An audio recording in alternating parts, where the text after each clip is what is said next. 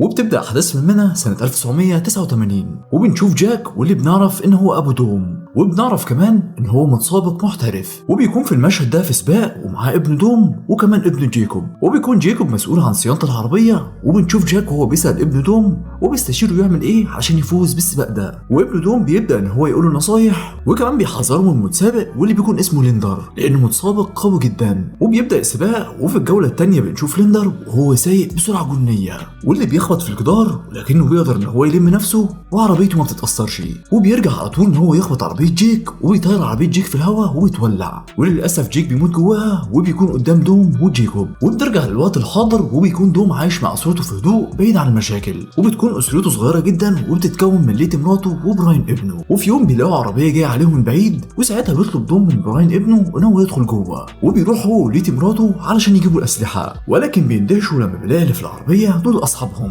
واللي بيكون رومان وتيج ورمزي، واصحابهم بيوروهم فيديو لشخص اسمه جاك وبيعرفوهم ان هو ده المهمه الجديده بتاعتهم، وده لانه ليه علاقه بهروب سايفر. ولكن وقتها دوم بيفكرهم انه خلاص اعتزل ومش مستعد يرجع للمشاكل ولا المهام تاني، بس اصدقائه بيعرفوه انه سايفر بعد القبض عليه في حد قدر انه يهربه، ولكن برضه دوم بيكون لسه عند موقفه وانه مش هيشترك في اي مهمه تانيه. وكمحاوله اخيره تيج بيقول لليتي ان هم هيتحركوا تاني يوم الصبح الساعه 8 علشان هي او دوم حبوا يشتركوا في مهمه يبقوا عارفين الميعاد. وبالليل بتبدا ليتي ان هي تتكلم مع دوم وبتقول له قد ايه حياتهم ايام المهمات والمغامرات كانت احسن، وانها نفسهم ان هم يرجعوا تاني للمهام. ودوم وقتها ما بيبينش موقفه هو موافق ولا رافض كلامها، ولكن بنشوفه قاعد بيتفرج تاني على الفيديو اللي اصدقائه وروه، وبيلفت نظره جدا ان في شخص في الفيديو وبيكون لابس لبس شكلها مش غريب عليه، واللي بيكون في شخص من عيلته بيكون لابسها، وهنفهم الاحداث دي اكتر قدام. وتاني يوم الفريق بيتحرك في الميعاد علشان يبداوا مهمتهم ويدوروا على جاك، وبيوصلوا لمونتيكو بالعربيات علشان يركبوا الطياره وبيتحركوا، وبيتفاجئوا في اخر لحظه ان دوم وصل وانه قرر ان هو يشارك معاهم في المهمه وبيساعد الفريق، وبيكونوا عاوزين يوصلوا للاشاره اللي طلعت اخر مره من الطياره اللي جاك كان فيها، وده بيكون قبل ما يختفي. ولما بيوصلوا بيلاقوا الطياره متحطمه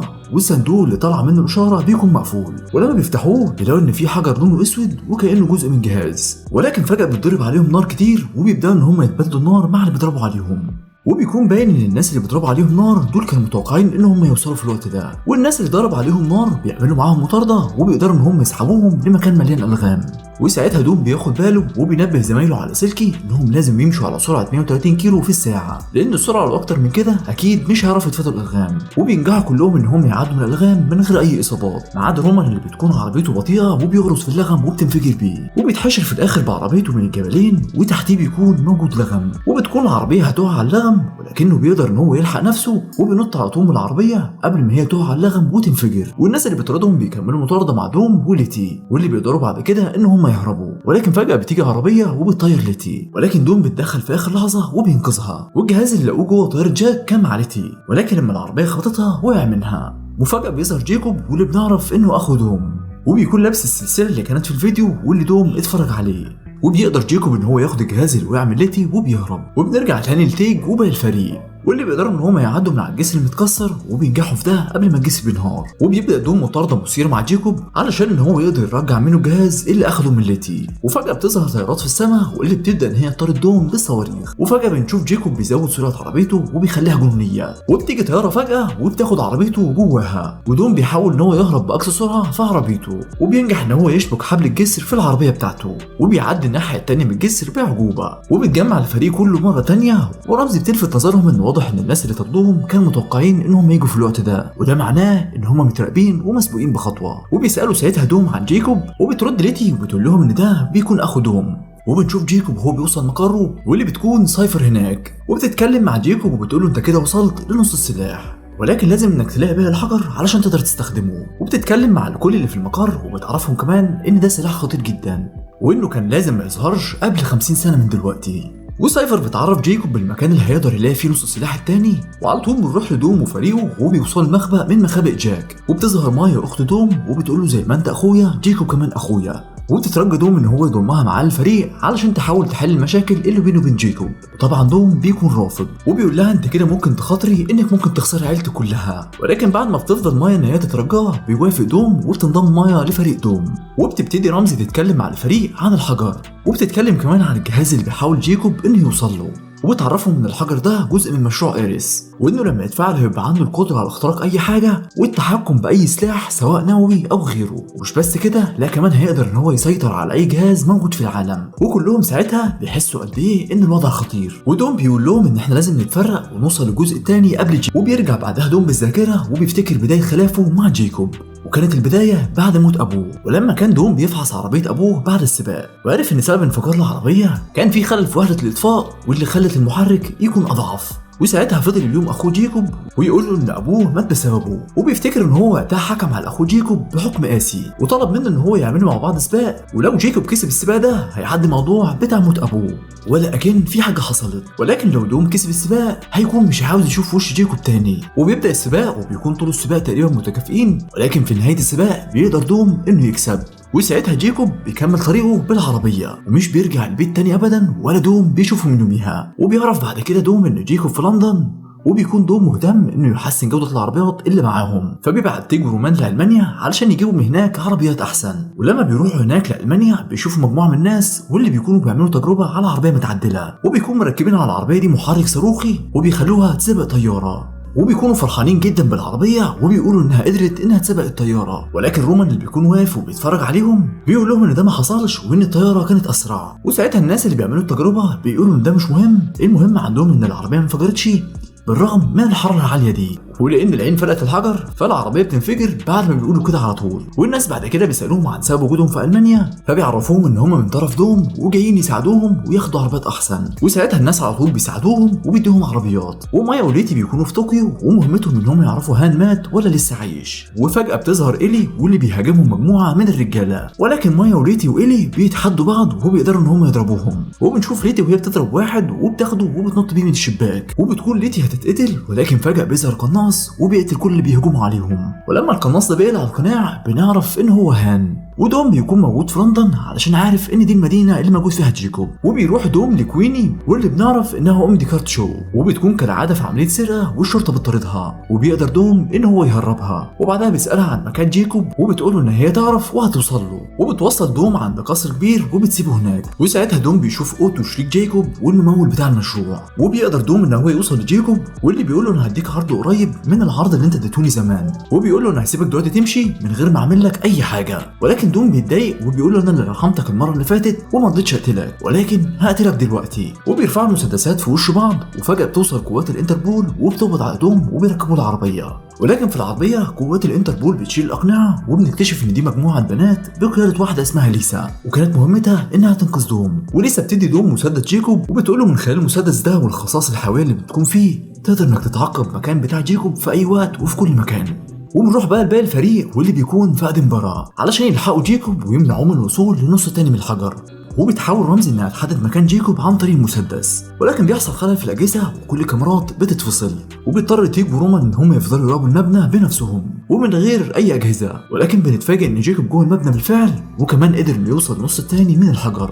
ولما تيج ورومان بيشتبهوا في عربيه بيروحوا يضربوا الحراس اللي عندهم، ولكن باقي الحراس بيجوا يمسكوهم وبيدخلوهم جوه العربيه. وبيوصل دوم المكان لما بيعرف ان جيكوب وصل للجزء الثاني من الحجر، ودوم بيشوف جيكوب وهو بيهرب بالحبل من فوق المبنى. وبتشوف رمزي اوتو وهو خارج من المبنى، ودوم بيقول لها اركبي عربيه وخليك وراه. وبتركب رمزي العربيه واللي بيكون فيها تيجو ورومان، وبتشغل المجال المغناطيسي واللي بتسحب بيه كل الاسلحه اللي مع الحراس. وبيقدر بعدها تيجو ورومان ان هم يهربوا، والناحيه الثانيه دوم بيكمل مطاردته مع جيكوب وبيقدر في الاخر انه يمسكه. وبيفضل دوم وجيكوب ان هم يضربوا في بعض، وفي الاخر بيقعوا على عربيه رمزي. ولكن جيكوب بينجح ان هو يهرب في الاخر ويركب عربيه، ولكن رمزي بتعمل حركه ذكيه وبتشغل المجال المغناطيسي واللي بتسحب بيه عربيه جيكوب، وبتبقى جوه العربيه اللي رمزي راكباها. وساعتها دوم وفريقه بياخدوا جيكوب لمخبأ سري كان بتاع جاك، واللي بعدها بيحبسوه جوه اوضه. وبتوصل بعدها ليتي واللي بيكون معاها مايا وهان وإيلي، والمفاجاه لما بيلاقوا ان هان لسه عايش، وبيسلم دوم عليه وبيساله ايه اللي حصل. وبيبدا هان ان هو يحكي ليهم اللي بعد موت جنرال كان عايش بلا هدف، لحد ما جاك كلفه بمهمه، وكانت المهمه دي ان هو يسرق تقنيه علميه جديده من بيت واحد من العلماء.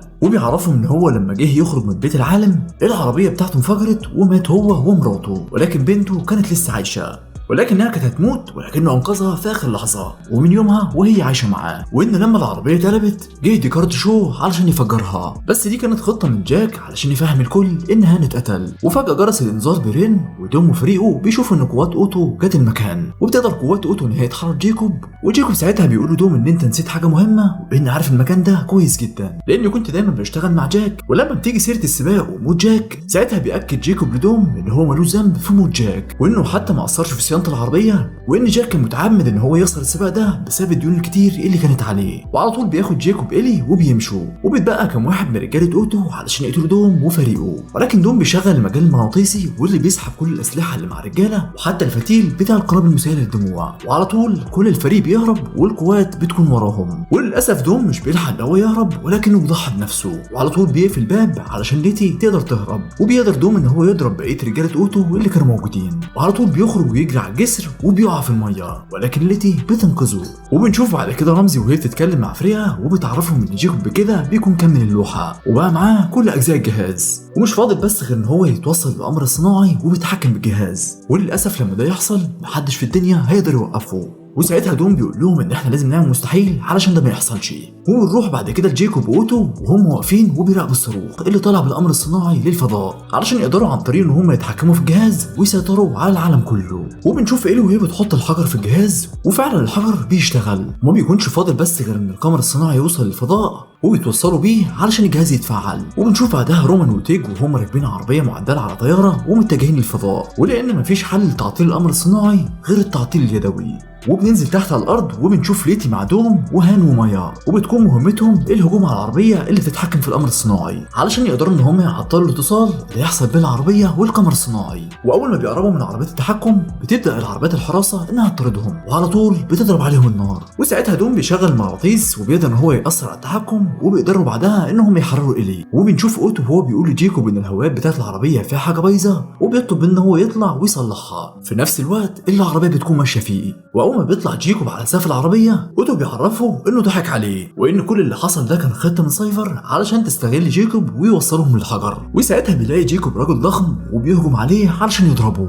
وبيقدر الراجل ده ان هو يوقع جيكوب من فوق سقف العربيه، ولكن دوم اخوه بينقذه. وبعد ما جيكوب بيعرف ان سايفر واوتو ان هم كانوا بيخدعوه على طول بيتضايق جدا وبيقرر ان هو يتحد مع دوم. واول حاجه دوم بيطلبها منه ان هم لازم يكملوا علشان يدمروا عربيه التحكم، وبيشغلوا المجال المغناطيسي لاعلى درجه، ولكن عربيه التحكم مش بتتاثر لانها ضخمه. وساعتها دوم بيعرف جيكوب وليتي ان مفيش حل غير ان هم يقلبوا العربيه، وفعلا بيتحدوا مع بعض وبيقدروا ان هم يقلبوها. ولما بيوصل تيج ورومان للفضاء بيحاولوا ان هم يفجروا القمر الصناعي، ولكن الاجهزه اللي معاهم مش بتشتغل، فبيقرروا ان هم يضحوا بشويه البنزين اللي هيرجعوا بيهم للارض، وبيدخلوا بالمركبه الفضائيه بتاعتهم في القمر الصناعي وبيدمروه. ودوم وإلي بيقدروا ان هم يوصلوا لعربيه التحكم، وعلى طول بيوقفوا نقل البيانات اللي كانت الاجهزه بتحضرها علشان تبعتها للقمر الصناعي. ولما سايفر بتشوف دوم وفريقه بداوا يسيطروا على الموقف بتبعت لهم طياره بدون طيار، وبتبدا الطياره دي تضرب صواريخ على دوم وفريقه، والصواريخ دي بتدمر عربيه التحكم بالكامل. وقتها ما بيبقاش في اي اتصال بين سايفر وعربيه التحكم، وبكده بتخسر سايفر المشروع اللي شغال عليه بقالها سنين. وبنشوف عتاب بين دوم وجيكوب،